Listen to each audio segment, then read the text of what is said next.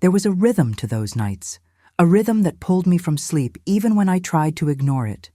The muffled sound of a shovel biting into the earth, the unnatural quiet of the Vermont woods, as if the owls and the foxes knew they had to hold their breath. And then, a dull metallic scrape, cold and final, as he finished whatever ritual he was performing in the dark, twice a month, the 1st and the 15th, like clockwork. He told me, that first time, that he was setting traps. But you don't bury traps, and trapping doesn't put that kind of shadow in a man's soul. Good morning. My name is Judith. I am 78 years old, and I still live in this small farmhouse on the edge of the Green Mountains, where my whole world began and where it very nearly ended. The house is the same. The scent of pine and damp earth through the windows is the same. But I am not. I haven't been the same woman since that night. It has taken me more than 50 years to find the words to tell this story. 50 years to speak about it without my voice shaking, without my palms growing slick with the same cold sweat I felt that night, when I finally took my own shovel and broke the ground to find out who I was really sleeping next to. I sometimes wonder, looking back, if other women have felt that cold prickle of doubt. That tiny, terrible voice that whispers, "You don't really know him." I wonder if you, listening to me now, have ever silenced that voice. It's a lonely feeling, isn't it? To be sitting right next to someone, sharing a home, sharing a life, and realizing you are completely and utterly alone. I have to take you back. Back to when I was young, when I believed I knew what happiness was, and when I believed I knew the man I had promised to share my life with. His name was Richard. We had been married for 5 years. 5 years that at the time felt like a solid, dependable eternity. We lived here, in this house. It was more isolated then, long before the new highway went in. We were miles from the nearest neighbor, surrounded by nothing but acres of birch and pine trees. He was a traveling salesman for a tool company. He was often on the road, driving through New England, visiting hardware stores and lumber yards. I stayed here. I kept the house, tended the large vegetable garden, and canned enough food to last us through the long, harsh winters. I waited for him. Richard was a reserved man. I knew that from the moment I met him. He wasn't like the local boys I'd grown up with, the ones who were loud and open and predictable. He had come to town for work, and I met him at a church social. He didn't say much, but he listened. He had a way of looking at me, an intensity that made me feel like I was the only person in the world. I mistook that intensity for depth. I mistook his silence for seriousness. I felt chosen, special. What a fool I was. What a terrible, hopeful fool. The first few years of our marriage were quiet, normal even. He would come home from his trips tired, but always affectionate in his own way. We'd eat dinner, and he'd tell me about the roads he'd driven, the clients he'd met, the changing seasons in the mountains. I would cook his favorite meals. I would mend his shirts. It was the life I expected, the life I thought I wanted. And then it started. The ritual. It began on an October night. I remember the smell of wood smoke and rotting leaves in the air. We had just finished dinner, and he went to the mudroom. I heard him fiddling with something. He came back carrying a small, heavy metal box. It looked like an old military ammunition can. "Going to check the property line," he'd said, his voice casual. "Setting some traps for the foxes that have been sniffing around the chicken coop." I was surprised. We hadn't had any real trouble with foxes. "What kind of traps?" I asked. He just smiled, a vague, distant expression. "The effective kind. Don't wait up." He was gone for about an hour. When he came back, his boots were caked in fresh mud, and he no longer had the box. He washed his hands at the kitchen sink, scrubbing hard at his fingernails, and we never spoke of it again. Until 2 weeks later, the 15th of the month, same time, right after dinner, same heavy, dark green ammo can from the mudroom, same vague explanation. Checking the trap lines. And so it went, for months, the 1st and the 15th, every 2 weeks, with a precision that started to feel chilling. This was not a precise man. Richard was the kind of man who forgot birthdays. He forgot our anniversary twice. He'd forget to get the oil changed in the car until the engine light came on. He lived in a fog of disorganized charm. But not this. He never, ever forgot this ritual. He never scheduled a work trip that interfered with those 2 nights. His entire calendar seemed to be built around this secret, invisible appointment he kept with the woods. I started to watch him more closely. Before he left, he would go to the locked shed out by the garage. I'd never been inside it. He said it was just for his tools and chemicals, things he didn't want me messing with. He would be in there for 5 minutes, and then he would come out carrying that small, locked ammo can. It was always the same size, about as big as a shoebox, and it was always locked with a heavy brass padlock. I never saw him open it. I never knew what was inside. And when he came back an hour or so later, he always came back without it. My mind couldn't make sense of it. Traps are set. They are checked. They are emptied. You don't bury a brand new ammo can every 2 weeks. What was he doing? He never brought anything back. No foxes, no raccoons, nothing. Just those hands, scrubbed raw at the sink, and that same empty look in his eyes. One evening, I found the courage to ask him about it. "Richard," I said, trying to sound casual, "I don't understand. Why do you take a new box out every time? Why don't you bring the old ones back?" He stopped what he was doing. He was cleaning his boots by the back door. He turned to look at me, and his gaze was so cold it stopped my breath. It was like looking at a stranger. "It's part of the system, Judith," he said, his voice flat. "They have to stay there. Don't worry about it. It's men's work." I was his wife. I was supposed to trust him. So I nodded, and I shut my mouth. But the trust was rotting. It was crumbling away like dry soil. I started noticing other things, small details that by themselves meant nothing. But together, they painted a frightening picture.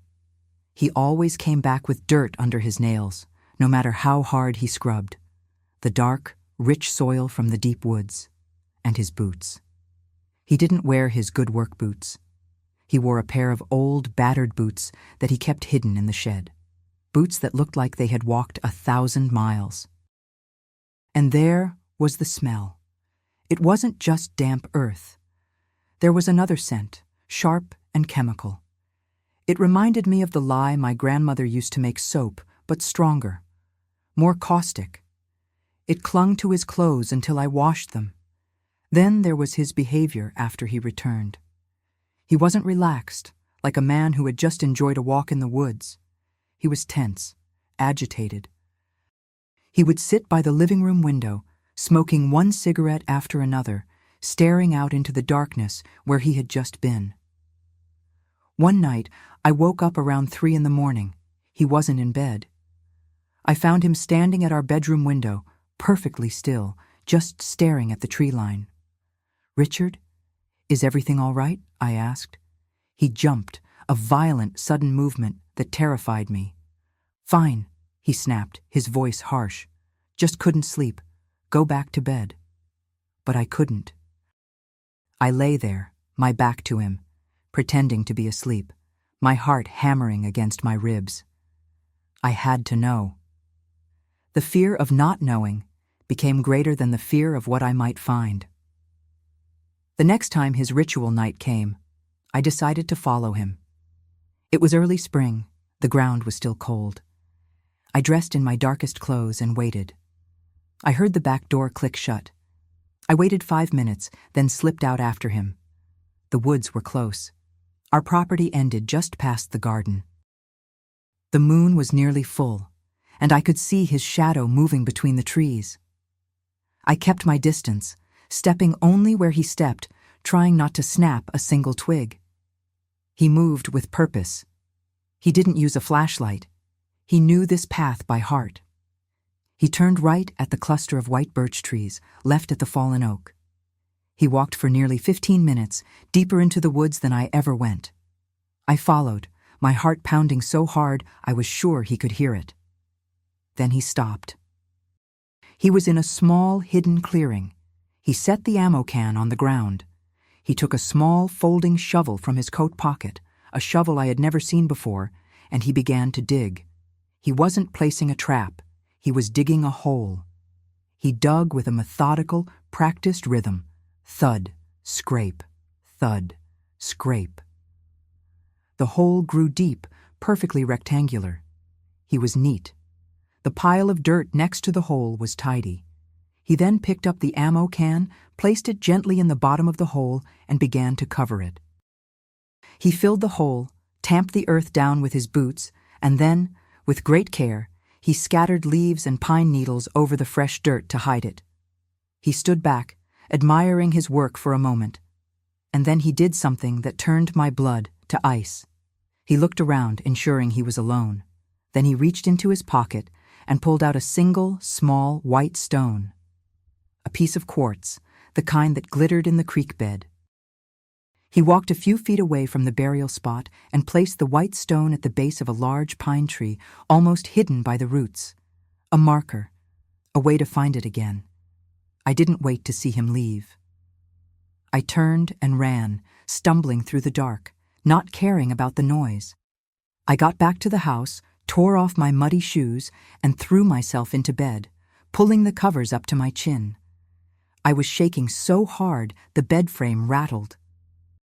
When he came in, he smelled of cold air and lye and damp earth. He thought I was asleep. I didn't sleep.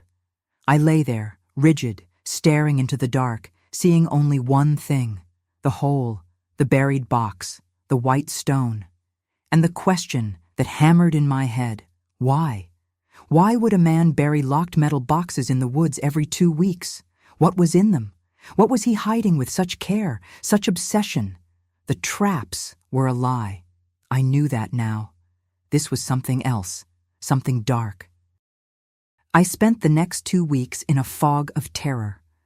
Should I confront him? But what would I say? I followed you into the woods. I was paranoid. I was crazy. Maybe there was a simple explanation. Maybe he was hiding money, savings he didn't want me to know about for a surprise. Maybe they were, I don't know, documents. But none of it felt right. None of it explained the chemical smell, the folding shovel, the obsessive secrecy. And then something happened that shattered all my innocent explanations. I was in the general store in town, waiting to buy stamps. 2 women ahead of me were talking, their voices low. "Did you read the paper this morning?" one whispered. "About that young woman over in New Hampshire? The new bride?" "Awful," the other replied. "Just vanished. Her husband said she went out for a walk after dinner and just never came back. No note, no nothing." "That's the 3rd one in the last few years, isn't it?" the first woman said, "and this next part I will never forget. It's always the same. Young, newly married. They vanish, and the husbands are always the last ones to see them. It's like somebody knows exactly how to make a woman disappear." A cold dread washed over me. It was so intense I had to grab the counter to keep from falling. It was insane. A crazy, horrible leap. What did my husband, burying small boxes, have to do with women disappearing in another state? But I couldn't shake it. I went home, and the words echoed in my head, mixing with the image of the buried box. My husband, with his rituals, his secrets, and his cold eyes. That night I couldn't look at him. I could barely speak. He noticed. "You're quiet tonight, Judith," he said, looking at me over the rim of his coffee cup. "Just tired," I mumbled. He didn't just look at me. He studied me. He watched me with a new, calculating stillness. It was as if he was measuring me for something. I knew in that instant that I couldn't wait.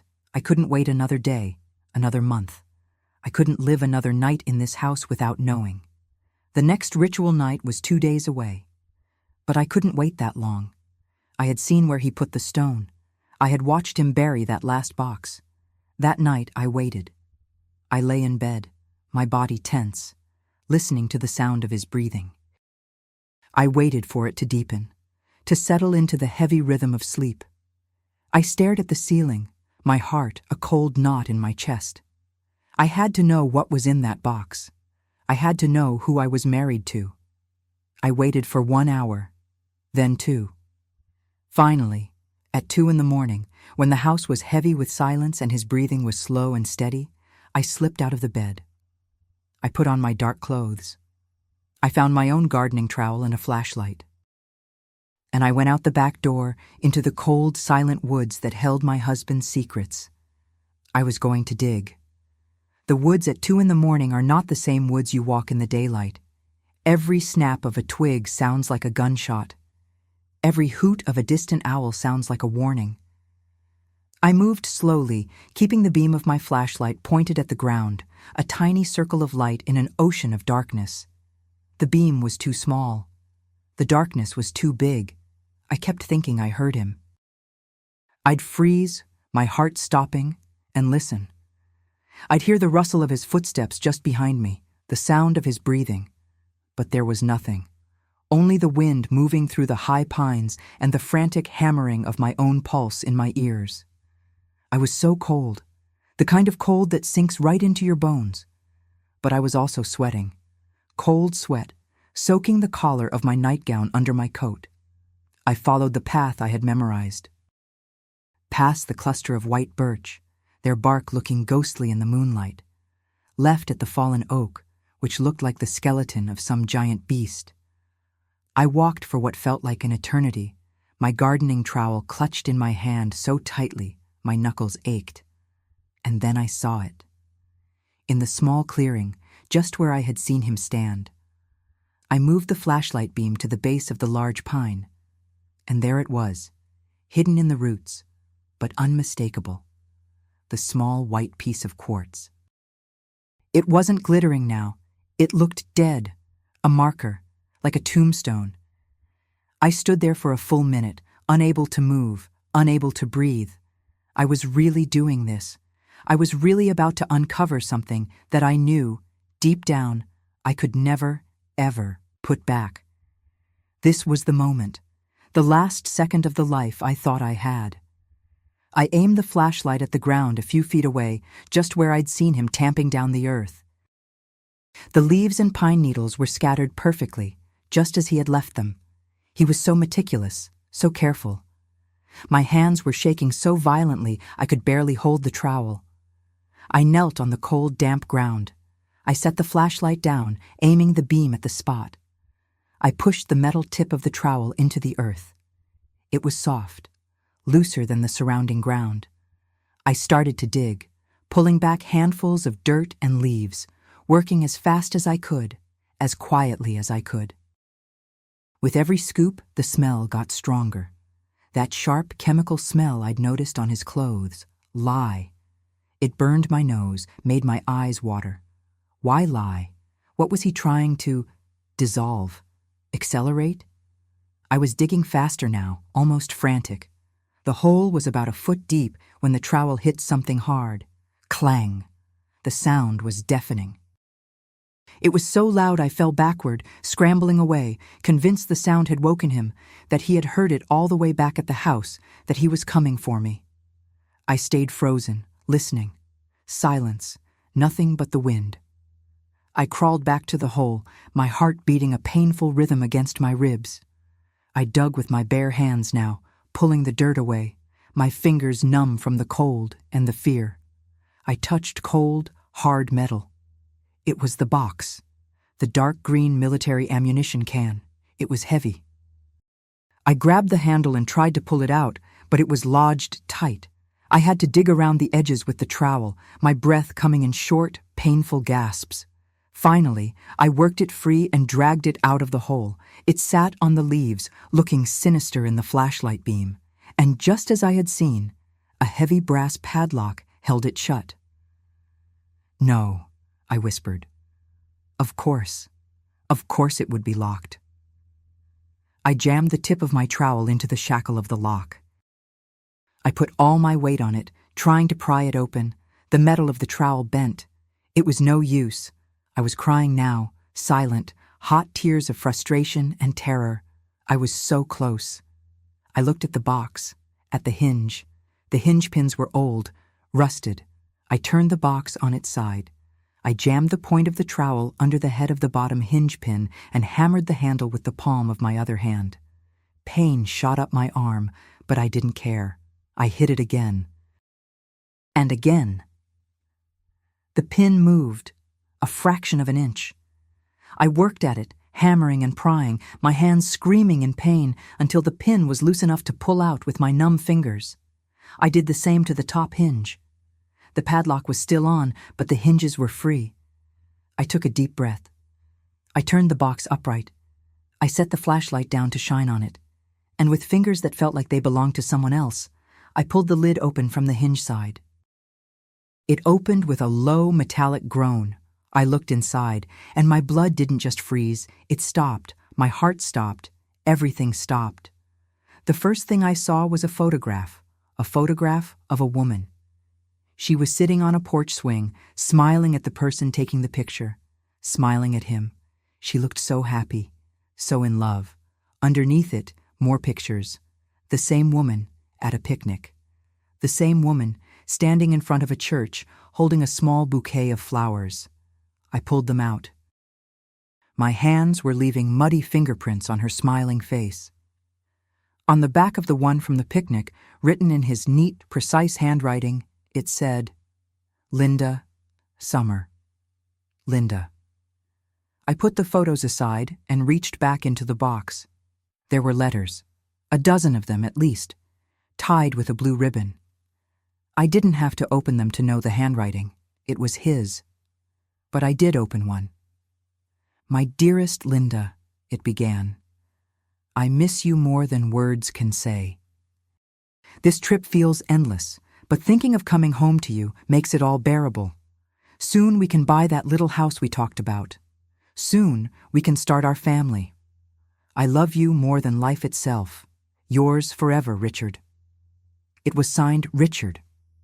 But the last name. The last name wasn't his. It wasn't the name I had taken. It was a name I had never heard before. My mind was spinning. I couldn't understand. A different name? I dug deeper in the box. Under the letters was a small, cloth-bound booklet. I opened it.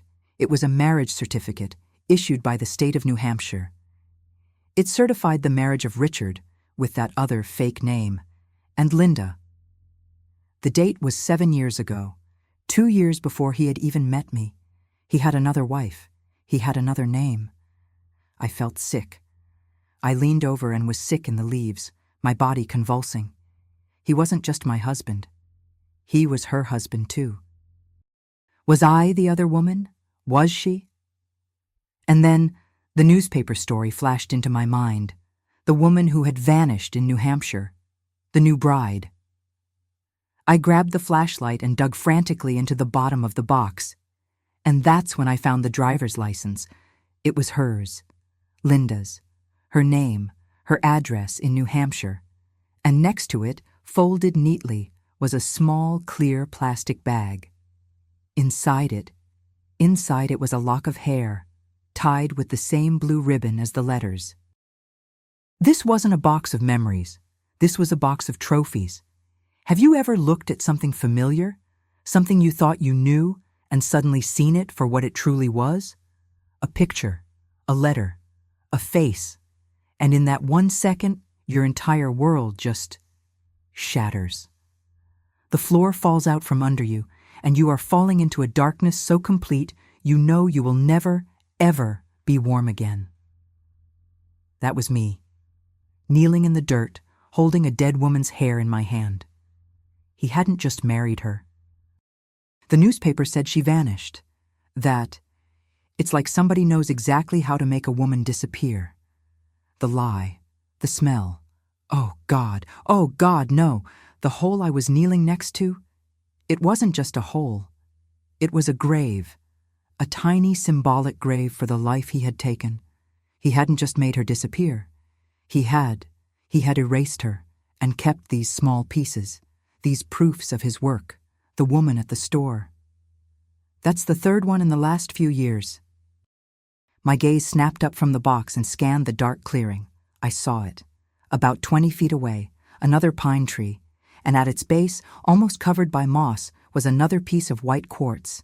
And over there, to the left, another, and another. The woods were full of them. The woods were a graveyard. This wasn't the first. This was only the most recent. A sound. A branch snapped, somewhere in the darkness, back toward the house. I've never known terror like that. He was coming. He knew. He'd woken up, found me gone, and he was coming for me. I threw everything back into the box, the pictures, the letters, the license, the lock of hair. I slammed the lid shut. I didn't have time for the hinge pins. I shoved the box back into the hole, frantically pulling the dirt in with my hands, my arms not caring about the noise. I kicked the dirt, trying to pack it down. I grabbed handfuls of leaves and threw them over the spot. It was a mess. It was obvious. He would know. He would know instantly. I grabbed my trowel and the flashlight and I ran. I didn't use the path. I crashed through the underbrush, thorns tearing at my coat, branches slapping my face.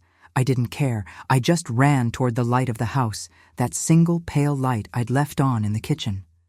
I burst through the tree line, stumbled across the garden, and fell against the back door. I fumbled with the knob, my hands slick with mud and sweat. I got inside, locked the deadbolt, and sagged against the door, gasping for air, my entire body shaking so hard I could barely stand. Silence. The house was silent. I listened. From upstairs, I heard it, the low, steady sound of his breathing, a deep, peaceful snore. He wasn't coming. He hadn't woken up. The sound in the woods. It was just a deer, an animal. He was asleep. I was safe. But I wasn't. I would never be safe again. I looked down at myself. I was a disaster. Mud caked on my knees, my hands, my coat. My face was scratched. I moved like a ghost. I went to the mudroom. I took off my coat and boots. I cleaned the trowel at the utility sink, scrubbing every speck of dirt off it, scrubbing the mud and blood from under my own fingernails until they were raw. I washed my hands and face. I wiped the mud off the floor. I put the trowel back in the gardening box, exactly where it belonged. I made my way upstairs, my feet silent on the wooden steps. Each creak of the floorboards was a betrayal. I slipped into the bedroom. He was there, in our bed, asleep on his side, his back to me. I stood there watching him. The man I had married, the man I had loved, cooked for, slept with for 5 years. He was a monster. He was a liar, an erased, a killer, and I was in his house, in his room. I had to get into that bed. I had to lie down next to him and pretend that I had just gotten up to use the bathroom. I had to lie there until morning. I slid under the covers, moving an inch at a time. I stayed on the absolute edge of the mattress, as far from him as I could get. The warmth coming from his body, the warmth I used to find so comforting on cold nights, felt vile. It was the heat of a furnace. I lay there, rigid, my eyes wide open in the dark, staring at the ceiling. I could still smell the lie. I could still smell the damp earth. Or maybe the smell was on me. On my skin. I felt like I would never be clean again. He had a different name. He had another wife. He had killed her. And he had buried his trophies just a few hundred yards from where I slept. Twice a month. My mind raced. How many boxes? How many white stones? How many women? Linda, Susan, Nancy. Where had those other names come from? I hadn't seen them. Had I heard them somewhere? No. They just appeared in my head. Were they names from the newspaper, or was my mind just splintering? It didn't matter. He was a collector, and I was just his current one. I lay there for hours. I watched the dark gray of the window turn to a lighter, paler gray. I heard the first birds start to sing, and then beside me, the breathing changed. He stirred. He mumbled something in his sleep and rolled over, flinging his arm out. His hand landed on my hip. I screamed. I couldn't help it. It was a short, strangled sound, like an animal. His eyes snapped open. He was instantly awake. He looked at me, his eyes sharp and focused in the dim morning light. "Judith," he said, his voice thick with sleep. "What's wrong? You're shaking." I stared at him, at the man who had written "Yours forever, Richard" to a woman he was about to kill. "Nightmare," I whispered. The lie came surprisingly easily. It was just a bad dream. He watched me for a moment too long, calculating, measuring. Then he smiled. That easy, charming smile that I'd fallen in love with. "It's all right," he said, patting my hip. "You're safe here." He sat up and stretched, yawning. "Well, I'm starving," he said, swinging his legs out of bed. I could smell that coffee all the way upstairs. I hadn't made any coffee. "I'll be down in a minute," he said, heading for the bathroom. "How about some of those pancakes you make, the ones with the blueberries?" He shut the bathroom door. I was still shaking. But it wasn't from fear anymore. It was from a cold, sharp, terrible rage. I got out of bed. I walked to the window. I looked out at the woods, now visible in the gray light. He was hungry. He wanted pancakes. I had to go downstairs. I had to get the flour. I had to mix the batter. I had to stand at the stove and cook breakfast for the man who had murdered his wife. I had to smile and pour his coffee and pretend that I hadn't just been kneeling at her grave. I moved on legs that didn't feel like my own. I went down the stairs, each step a century. The kitchen was cold. The sun was just starting to touch the tops of the pine trees. I got out the flour, the sugar, the eggs. My hands were shaking so badly I dropped an egg on the floor. I knelt to clean it up, the cold, slimy yolk spreading over my fingers, and I saw my reflection in the dark linoleum. I looked like a ghost, a wild, terrified animal. "You're safe here." His voice echoed in my head. I took a breath, and then another. I had to stop shaking. I couldn't be this person, this terrified, trembling woman. That woman would be dead by nightfall. I had to be the other woman, the one who got up and made the pancakes and smiled. I stood up. I washed my hands. I cracked another egg, perfectly this time. When he came down, dressed for his day, the coffee was brewing. The first pancake was sizzling on the griddle. The smell of blueberries and hot maple syrup filled the air. I turned and smiled at him. It was the hardest thing I have ever done. It felt like my face was cracking into 1,000 pieces. "Smells wonderful, Judy," he said, sitting at the table, unfolding his newspaper. He looked so normal, so handsome, so ordinary. How could a man be two things at once? How could this man, who was patiently waiting for his breakfast, be the same man who wrote Linda on the back of a photograph and then buried it with her hair? I set a plate in front of him. He dug in, telling me about his plans for the day. He had to drive up near the Canadian border. A big client. He'd be gone for 2, maybe 3 days. 3 days, I said, trying to keep my voice light, trying to sound like a wife who would miss him. "At least," he said, taking a bite. "It's a long drive, but the commission will be worth it. Maybe we can finally get that new couch you wanted." He was talking about furniture, about our future. I just nodded and sipped my coffee. The liquid tasted like ash. I watched his hands, the hands that had held me, the hands that had dug a grave. They were clean now. The nails were short, neatly trimmed. He used them to carefully fold his newspaper, to lift his coffee cup. I felt a coldness spread through me that had nothing to do with the morning. It was a cold, hard clarity. I was not his wife. I was his prisoner. and he didn't even know I was rattling the bars. He left an hour later. I stood on the porch and waved, a bright false smile fixed on my face. I watched his car drive down our long dirt road until the dust settled and the sound of his engine was gone. The silence that was left was deafening. But it was also a weapon. It was my time. I didn't give myself time to think, to be afraid, to fall apart. I went back to the mudroom. I put on my gardening coat and my rubber boots.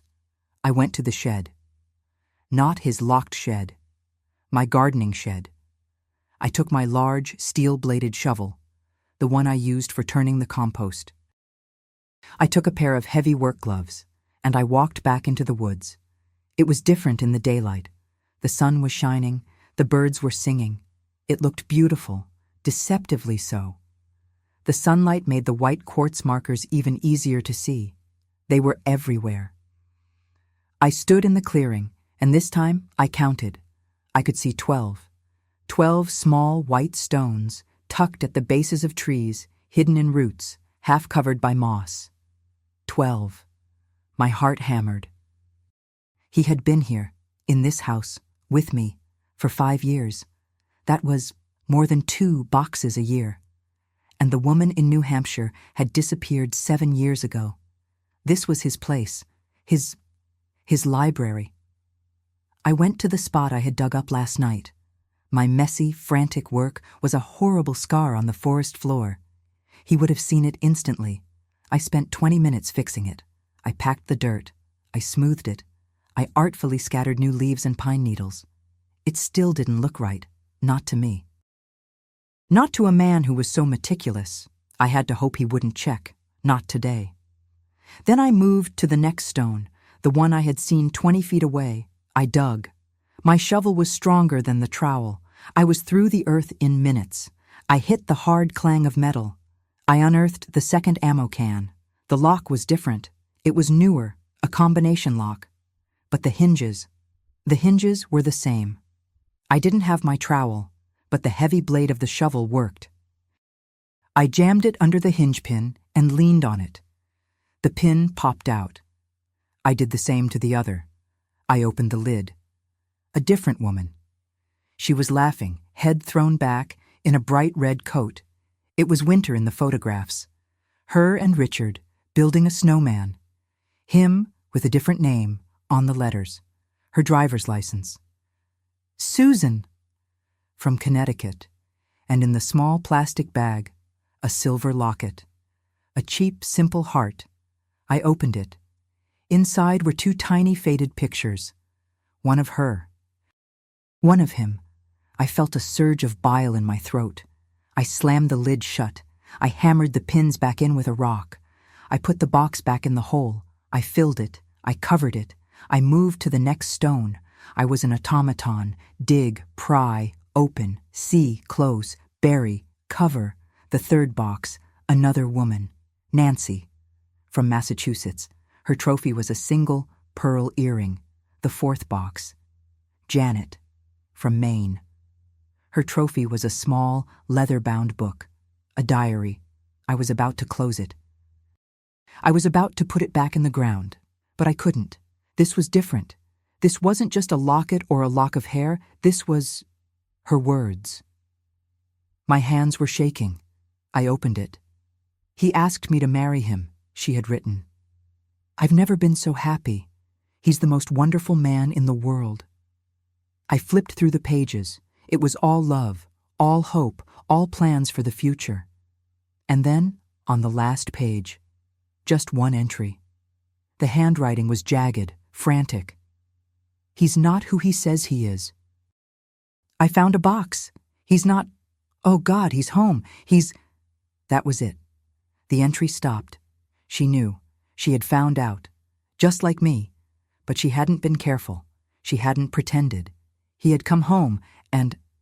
My breath hitched. I flipped to the front of the diary. The name was Janet. I threw the diary back in the box, as if it were on fire. I dug again, and again. I spent the entire day in that clearing. The sun moved from one side of the sky to the other, its light slanting through the trees, illuminating my terrible work. I dug up 8 boxes, 8 lives, 8 women: Linda, Susan, Nancy, Janet, Patricia, Mary, Elizabeth, Karen.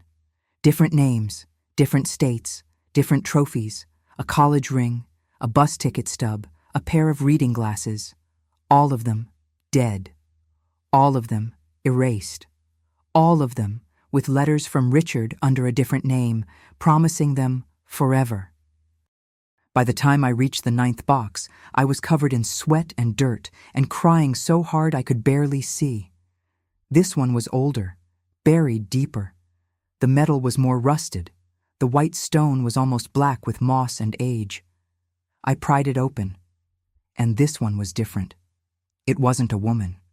The box was full of documents, passports, 4 of them. All with his picture, all with different names, birth certificates, forged, social security cards. This was him. This was the real secret. He wasn't just a killer. He was nobody. He was a ghost. He moved from state to state, from life to life, taking a name, finding a woman, and then erasing her. But why? For money? Some of the letters mentioned houses, but these women, their trophies were cheap: a pearl earring, a silver locket. They weren't rich. Then I found the notebook. It was at the very bottom of the 9th box. A small, black, leather-bound ledger, the kind you buy at a stationery store. It wasn't a diary. It wasn't like Janet's. I opened it. His neat, precise handwriting. It was a log. It was a list. Column 1, name. Column 2, location. Column 3, acquisition date, the date he met or married them. Column 4, termination date. Linda, New Hampshire, Aug. 1958, Jules, 1960, Susan, Connecticut, Sep, 1960, Mar, 1961, Nancy, Massachusetts, APR, 1961, Oct, 1961, Janet, Maine, Nov, 1961, Apir, 1962. It went on and on. 9 names, 9 women, and the last one, the last line, Judith, Vermont, May, 1962. The 4th column was blank. My shovel fell from my numb hand. I was on the list. I was in the book. He hadn't finished my entry. This was the end of the line. I was the end of his list, the end of his project. I sat there on the cold ground, surrounded by open graves, and I stared at my name. Judith, Vermont, May 1962. He hadn't filled it in yet. That blank space was the most terrifying thing I had ever seen. It was a promise. It was a deadline. He wasn't done with me. He was just waiting. Waiting for what? For the right moment? For me to do what Janet had done? To find out? I sat there for a long time. The woods grew darker. The air grew colder. And that cold, hard clarity came back, stronger this time. I was not going to be a blank space. I was not going to be a date in a ledger. I looked at the black notebook in my hands. This was it. This was the whole story. This was the proof. This was the only thing that mattered. The other trophies. They were horrible, but they were just sad. This was the map to his evil. I made a decision. A terrible, dangerous decision. I couldn't put it back. I couldn't leave it. This was my only power. I looked around the clearing. I found a rock. A flat, heavy rock, about the size and weight of the notebook. I wiped the rock clean of dirt. I put it in the ammo can. Then I closed the lid. I hammered the pins back in. I buried the box. I covered it. I did the same for the other 7 graves I had opened. I worked with a desperate, new energy. I was no longer a victim. I was something else. I was a survivor. I made the clearing look perfect as I could. I scattered the leaves. I brushed away my footprints. And then, with the small black ledger hidden under my coat, tucked against my heart, I walked out of the woods. I didn't go back to the house. Not yet. I went to the chicken coop, It was my domain. He never went in there. He hated the smell. He said it was my chore. I went inside, the chickens clucking nervously around my feet. In the back corner, under the nesting boxes, there was a loose floorboard. I used it to hide my small gardening money, the cash I saved from selling eggs in town. I pulled up the board. The small metal box with my money was still there. I took out the black notebook. I wrapped it in an old oiled cloth I used for cleaning tools to protect it from the damp. I put it in the dirt, under the floorboard. I put my money box back on top of it. I replaced the board. I scattered the straw. No one would ever find it. I went back to the house. I scoured every inch of myself. I scrubbed the dirt from under my nails, the mud from my boots. I burned the gloves in the incinerator. I put the shovel back. I was in the kitchen drinking a cup of tea when I saw the headlights. He was back, a day early. My heart stopped. Why was he back? Had he forgotten something? Had he suspected? He walked in, stamping the mud from his boots. Trip was a bust, he said, throwing his coat over a chair. Client rescheduled, drove all that way for nothing. He looked tired. He looked normal. Oh no, I said, my voice a perfect imitation of a disappointed wife. That's terrible. Can I get you some dinner? I'd love some, he said. He walked over to me. He put his hands on my shoulders. I didn't flinch. I didn't scream. I stood perfectly still. He looked at me, a long, searching look. You're all right? You seem different. Just tired, I said, forcing a small smile. I was worried about you. It was the right thing to say. He smiled. No need to worry about me. I'm right here. We ate dinner. We talked about the weather. We talked about the garden. It was the most normal, agonizing night of my life. We went to bed. I lay on my side, my back to him, my body rigid. He fell asleep, just like always. His breathing deep and steady. I did not sleep. I lay awake, listening to the man who had my name in his book. Around 3 a.m, his breathing changed. He moved. I stayed perfectly still, my eyes squeezed shut, my breathing shallow. He slipped out of the bed. I waited. I didn't hear him go to the bathroom. I heard his feet on the stairs. I heard the back door, the old hinge groaning softly. I slid out of bed and crept to the window. The moon was bright. It lit the yard, the garden, the edge of the woods. He was standing there, at the tree line. He wasn't moving. He was just standing in his pajamas, his arms crossed, staring into the darkness, staring at the clearing. He was checking. He hadn't gone in.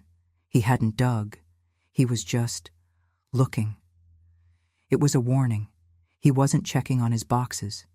He was checking on me. I watched him from the window until he reached the back door. I heard him scrape his feet on the mat. I heard the lock turn. I flew back to the bed, my heart a wild bird in my chest, and pulled the covers up to my chin. I squeezed my eyes shut, forcing my breathing to be slow even. The bedroom door creaked open. I felt the mattress dip as he sat on the edge. He didn't touch me. He just sat there, in the dark, watching me. I could feel his gaze on me, a physical weight, like a heavy, wet cloth. My every instinct screamed at me to open my eyes, to run, to scream. I forced myself to stay still, to be the sleeping wife. How long did he sit there? A minute? 10? It felt like a lifetime. The silence in the room was a living, breathing thing, and it was choking me. Finally he sighed, a small, quiet sound. He stood up, undressed in the dark, and slid into the bed. He lay on his back, not on his side. He didn't turn toward me. He didn't turn away. He just lay there, perfectly still, staring at the ceiling. I lay on my side, my back to him, and for the next 3 hours, until the sun came up, neither of us moved. We were 2 statues in a tomb, pretending to be asleep, and the air between us was electric with what we both knew. He knew I was awake. I knew he was awake. But the first person to speak, the first person to admit it, would be the one to lose. When the light finally filled the room, he sat up, stretching as if it were any other day. "Well," he said, his voice bright and horribly cheerful, "I don't know about you, but I'm hungry." The act was back. The mask was firmly in place. I sat up, my hair tangled, my body aching from the tension. I'll go down and make the coffee." No, he said, waving a hand. "You rest. I'll make it." He smiled. I was thinking, I'm beat from that drive.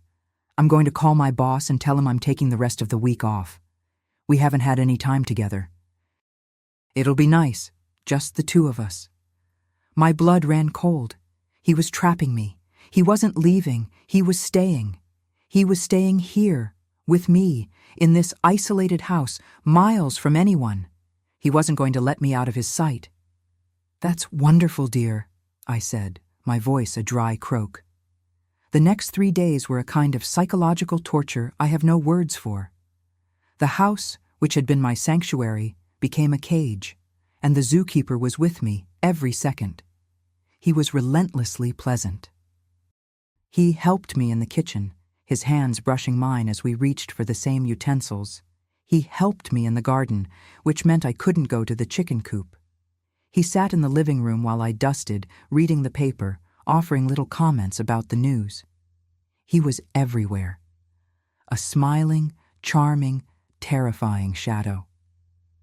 And he watched. I'd be washing dishes, and I'd feel his eyes on the back of my neck. I'd turn, and he'd be leaning against the doorframe, just observing me. "Something on your mind, Judy?" he'd ask, his head tilted. "You seem jumpy." "No, not at all," I'd say, turning back to the sink, my hands shaking in the soapy water. "Just a lot to do." He started asking questions. Innocent, terrible questions. We were eating lunch on the second day. He was looking out the window toward the woods.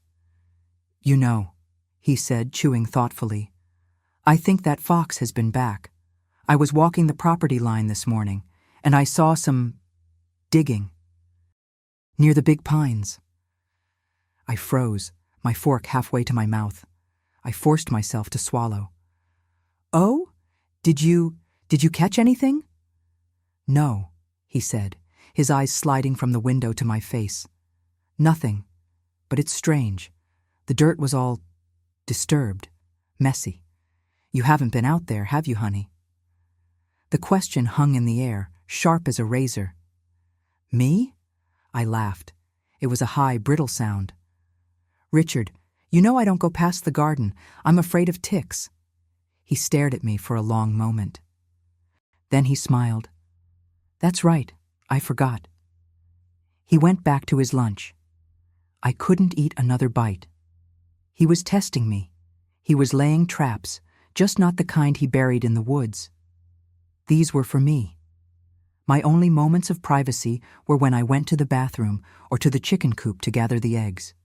He never followed me to the coop. Just as I thought, he hated the smell. But he watched me. On the third day, I went out with the egg basket. I could feel him standing at the kitchen window, his eyes boring into my back. I went inside the small, dusty coop. The chickens clucked around my feet. My hands were trembling. I gathered the eggs, but my mind was on the floorboard. I had to know. I had to know it was still there. I couldn't bend down and check, not with him watching. I just stood there, in the straw, my heart pounding, trying to will the ledger to be safe. I stayed for an extra minute, just breathing in the dusty air. When I came out, he was no longer at the window. He was on the back porch, holding 2 glasses of lemonade. "Thought you might be thirsty," he said, his smile not reaching his eyes. "You were in there a long time. Everything all right with the birds?" "Fine," I said, taking the glass. My hand was shaking. "One of them looked a bit sick. I was just checking on her." "Ah," he said. We should take care of that. We can't have things getting sick, can we? He drank his lemonade, his eyes never leaving my face. He knew. He didn't know what, but he knew I had a secret. He knew it was in the coupe. He had seen me hesitate. That afternoon, the real terror began. A car rumbled up our drive. It wasn't his. It was a police cruiser. My heart leaped. The police. Someone had come. A large man in a uniform got out. He had a familiar, friendly face. It was Sheriff Miller from the town. Richard went out onto the porch, a big, welcoming smile on his face. "Sheriff, what a surprise! Come on in." "Richard, you old dog," the sheriff boomed, clapping him on the back. "Heard you were back in town. Just doing my rounds. Thought I'd stop and see if you've been behaving yourself." "Always, Sheriff, you know me." Richard laughed. I stood in the kitchen doorway, my hands clasped so tightly my nails were biting into my palms. This was my chance. I could say something. I could pull the sheriff aside. "Judith!" Richard called, his voice full of false cheer. "Look who's here! Go get the sheriff a cup of that coffee you make so well." I nodded, my legs feeling weak. Sheriff Miller tipped his hat to me. "Ma'am, you're looking a bit pale." "Richard, you not feeding this fine woman?" "Oh, she's just been a little under the weather," Richard said, sliding his arm around my waist, his fingers digging into my side. A warning. A summer cold, I think. "Aren't you, honey?" "Yes," I whispered. "A cold. I'll get the coffee." I went to the kitchen, my hands shaking. I could hear them in the living room. They were laughing. They were talking about fishing, about the upcoming town election. They were friends. Richard had insulated himself. He was the charming, hard-working salesman. He was friends with the local law. I brought the coffee in. "Thank you, dear," the sheriff said. "You know, Judith, you've got a good man here. One of our town's best. Not all of us are lucky enough to have a fella who works as hard as Richard." I know," I said. I looked at the sheriff. I looked at his kind, clueless face, and I looked at his gun, sitting in its holster. If I screamed, what would happen? If I said, "My husband is a serial killer," what would he do? He would look at Richard, and Richard would give that sad, concerned smile and tap his head and say, "The cold, Sheriff. It's made her a bit confused." And the sheriff would believe him. He would believe the charming man he went fishing with, not the pale, under-the-weather wife. I was utterly, completely, terrifyingly alone. After the sheriff left, Richard's mood changed. The mask dropped. The smiling was gone. He was quiet. He sat in his chair, staring out the window, smoking. The tension in the house was so thick I could barely breathe. He knew he had won. He had shown me that I had no allies, that no one would believe me. He had just confirmed that I was trapped. I had to get out. I couldn't wait for him to leave. I couldn't wait for another trip. He was never going on another trip. I had to go. I had to get the ledger, get the money from the coupe, and I had to run. I had to get to the main road, flag down a car, get to the state police in Montpellier. Not the local sheriff, the state police. I just needed a chance, an opening. I spent the evening planning. I would do it tonight. When he was asleep, I would slip out. He was a heavy sleeper. I knew that. I'd grab the ledger and the money, and I'd just run. It was miles to the main road, but I could do it. I had to. We went to bed. The silence was agonizing. I waited, just as I had before, for his breathing to deepen. 1 hour, 2. I heard him get up. My body went rigid. I heard him walk down the stairs. I heard the back door open. I crept to the window. He was walking toward the woods. But this time, he wasn't just standing at the edge. He was carrying something, a flashlight, and the folding shovel. My blood turned to ice. He knew my messy work, my glances at the coop, my terror when the sheriff was here. He had put it all together. He was going to the clearing. He was going to dig. He was going to find the box with the rock in it. He was going to know I had taken the ledger. He was going to come back. And he was going to finish the last line in his book. I stood at the window, shaking, paralyzed. What could I do? Run.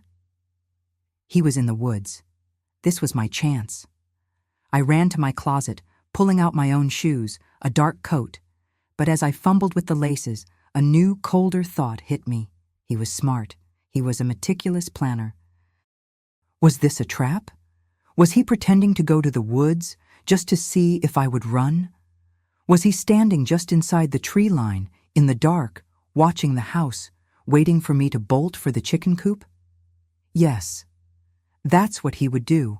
I couldn't run. I was trapped. I had to stay. I had to wait for him to come back. I sat on the edge of the bed, in the dark, in my coat, my shoes half on. I waited. It was the longest hour of my life. Every second stretched into an eternity. I was counting my own heartbeats. I was listening for the sound of his footsteps, for the sound of the shovel, for the sound of anything. And then I heard it. The back door. He was back. I heard his footsteps on the stairs. They were slow, measured. He didn't come into the bedroom. He went to the bathroom. I heard the sink run. He was washing his hands, scrubbing. Then the water stopped. He walked to the bedroom doorway. I looked up. He was standing there, a silhouette against the dim light of the hallway. The mask was gone. His face was a shadow, but I could feel the coldness from across the room. The charm was gone.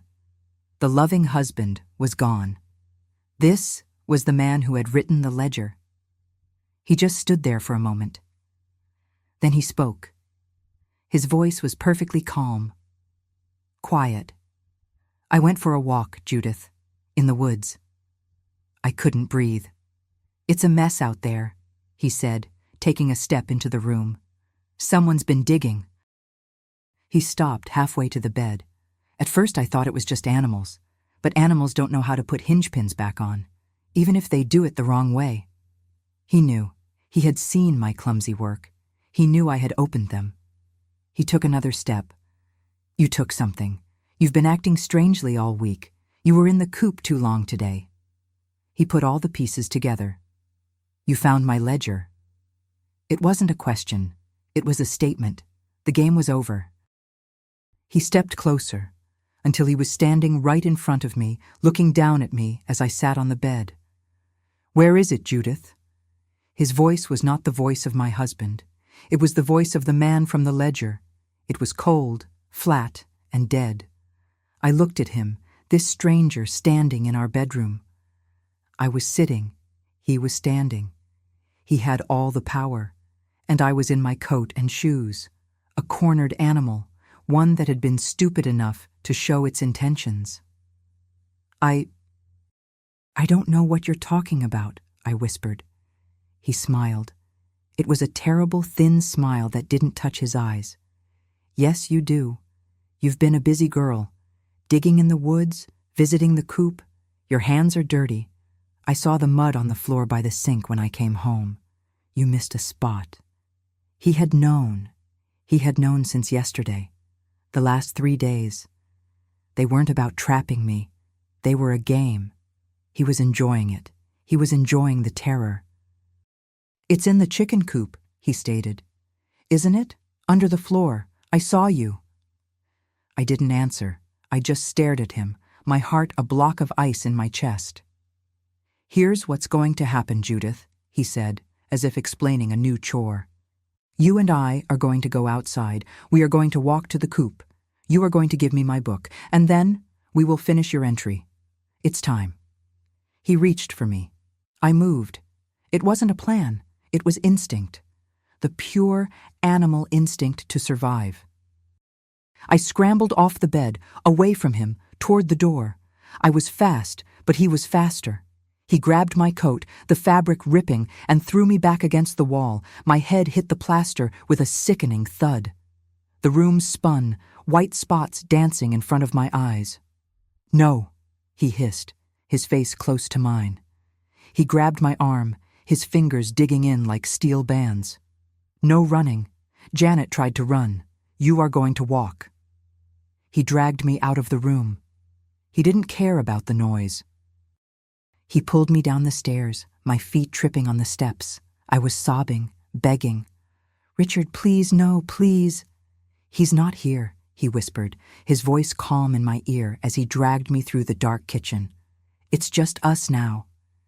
He shoved me out the back door, into the cold, sharp night. The moon was high. The yard was lit in a pale, ghostly light. He didn't let go of my arm. He was marching me toward the chicken coop. "Open it," he commanded, shoving me toward the small wooden door. I fumbled with the latch, my hands useless, shaking. He shoved me inside. The chickens exploded, a frantic cloud of feathers and squawking. The air was thick with dust and the smell of ammonia. It was dark. "The light!" he snapped. I reached for the string on the bare bulb.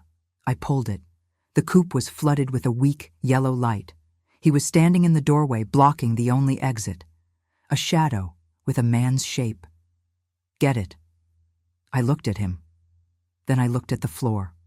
My hands were shaking. My head was throbbing. This was it. This was the moment Janet had written about. This was the end. And something in me just broke. The fear didn't go away. It just made room for rage. A white-hot, screaming rage that burned away all the terror. I was not Janet. I was not Linda. I was not a name on his list. I knelt. The chickens were still screaming around us. "Hurry up," he said, taking a step inside. I put my fingers under the loose floorboard. I pulled it up. The dirt was dark beneath. I saw the corner of the oilcloth-wrapped ledger, and next to it, my metal egg money box. "Give it to me," he said, reaching for me. I grabbed the metal box, and I stood up and threw it at his head with every last ounce of strength in my body. It hit him square in the face with a heavy metallic thunk. He roared, a sound of pure shock and pain, and stumbled backward, clutching his head. Blood streamed between his fingers. I didn't wait. I plunged my hand back into the dirt, grabbed the oilcloth ledger, and I ran.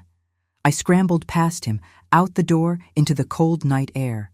I didn't run for the woods. I didn't run for the house. I ran for the driveway, for the road, for the world. I could hear him behind me. He was screaming now, not words, just a sound of pure animal fury.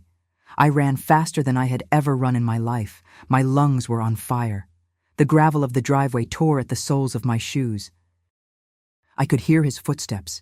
He was bigger. He was stronger. He was catching up. "Judith!" he bellowed.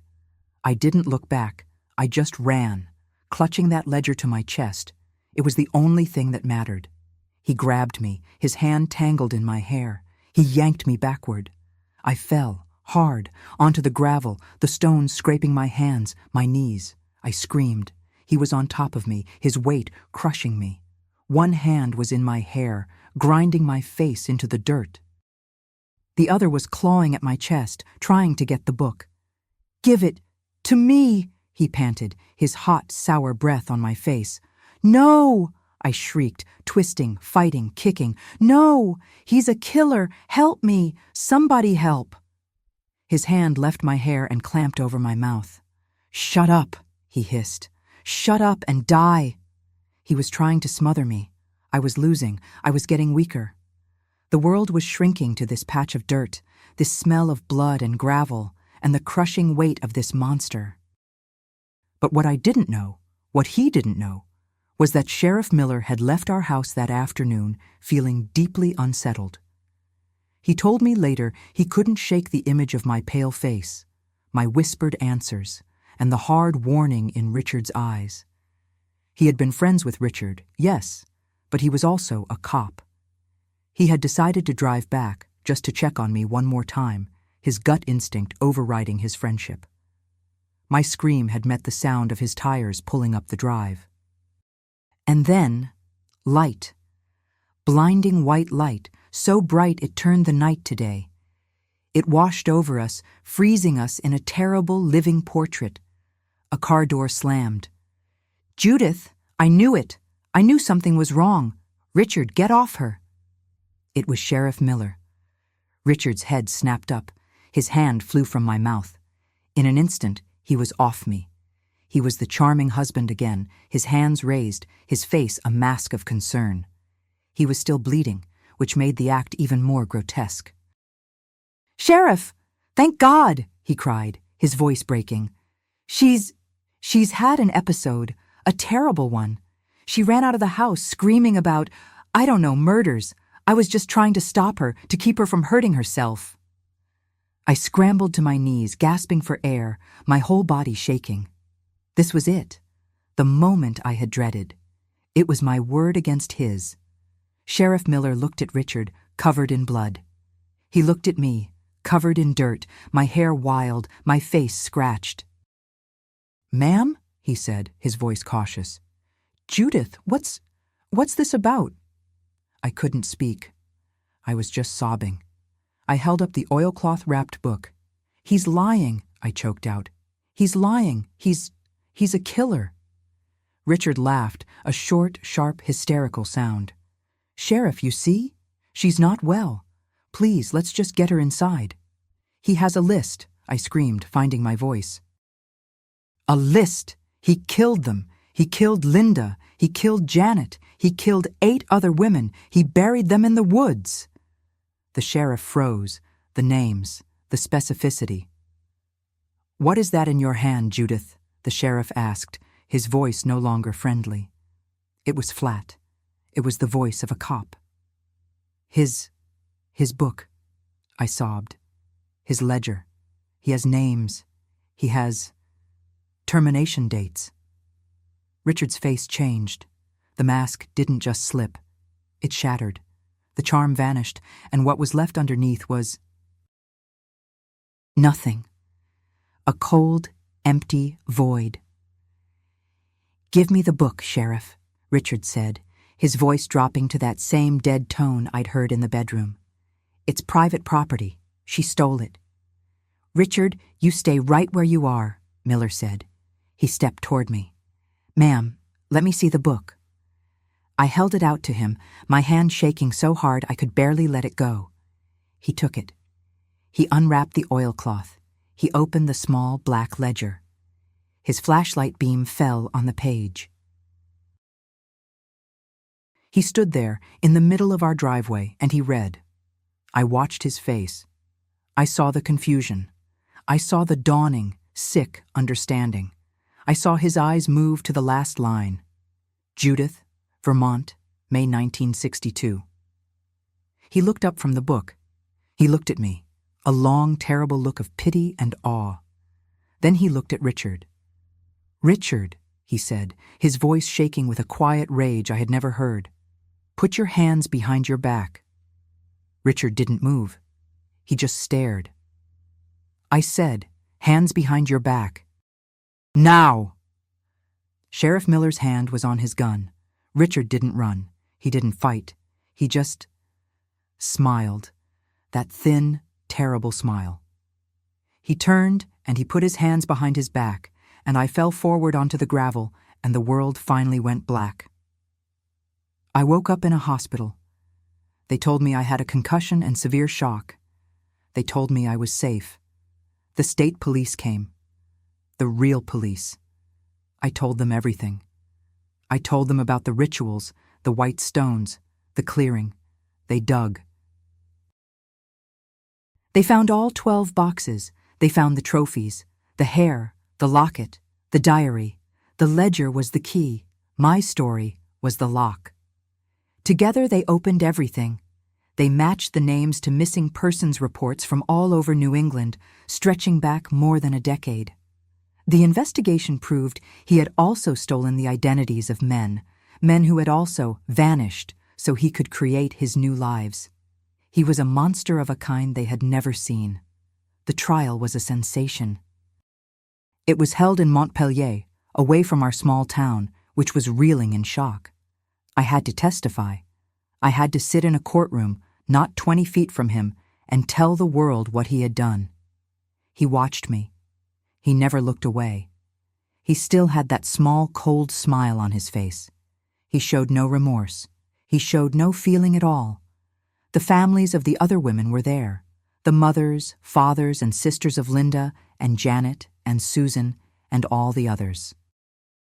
After I testified, a woman with kind, tired eyes approached me in the hallway. She was Linda's mother. She didn't say anything. She just took my hands and she hugged me. You survived," she whispered, her voice breaking. "You lived. Thank you. You gave our daughters a voice." We stood there and wept. We were two women from two different worlds, bound together by the evil of one man. He was found guilty, on all counts. The judge called him a blight on humanity and sentenced him to life in prison, with no possibility of parole, ever. As they led him away, he stopped, and he looked at me. One last time. I thought he would curse me. I thought he would threaten me. He just looked at me, and I held his gaze. I didn't look away. I didn't cry. I just stared. I let him see that I was not the terrified girl in the bedroom. I was not the woman on the list. I was the one who had written his end. They took him away, and I never saw his face again. That was more than 50 years ago. The road back was not easy. I sold that house. I couldn't bear to sleep another night in it. I moved to a different town. For the first few years, I jumped at every shadow. I couldn't sleep in a dark room. I couldn't be in a house alone. I saw his face in every crowd. The nightmares were terrible. I would wake up screaming, convinced he was in the room, convinced I was back on that gravel road. But time is a strange thing. It doesn't heal all wounds, not wounds like that. But it teaches you how to live with the scars. I learned to live again. I got a small job at the local library. I made friends. I joined a gardening club. I never remarried. I couldn't. The trust was too broken. But I found love. I found it in my friends. I found it in the children who came to story time at the library. I found it in the small, quiet moments. A good cup of tea, a warm blanket, the first snow of winter. I learned that a life doesn't have to be the one you plan to be a good one. Richard died in prison about 20 years ago. A heart attack, they said. When the warden called to tell me, I hung up the phone and I went outside and I watered my roses. I felt nothing. He was already gone. He had been gone from my life since the night Sheriff Miller put him in that car. I am 78 years old now. I am an old woman. My hands are spotted, and my bones ache when it rains. But I am here. I am alive. I survived. I am a testament to the fact that you can. We are so much stronger than we know. We are stronger than the monsters that try to tell us we are weak. If you are listening to me and you feel that cold prickle of doubt, that whisper in your heart that tells you something is wrong, listen to it. Do not silence it. Do not explain it away. That voice is your strength. It is your survival. I am Judith, and I am here, and I have won. Thank you for listening to me today, for allowing me to share with you this intimate chapter of my life. If my story has touched you, please don't hesitate to leave a like on this video and subscribe to this channel to discover other testimonies like mine. And please share it, because who knows? Maybe someone going through a similar trial right now will find the courage to keep searching, to hope, to believe in the impossible. Tell me in the comments, where are you listening from today? Thank you from the bottom of my heart for listening to me.